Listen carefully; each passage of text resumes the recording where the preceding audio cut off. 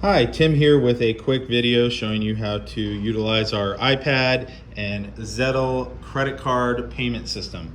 Now, we want to use this system because we pay less fees than we do when we are processing payments through our internal core bridge system. So when someone walks in the door here, this is the system that we need to use for payments.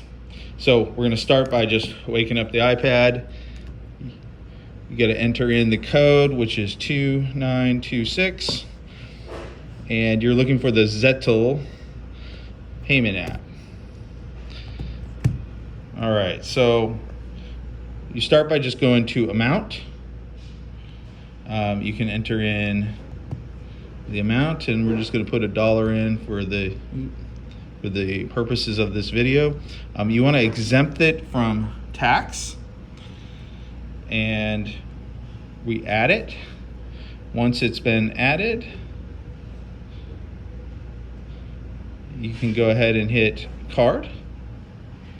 And so we already had $1 in there, but added $1 to it. So now you can see here, tap insert. So if they have the ability to tap, you can tap it, or you insert right there.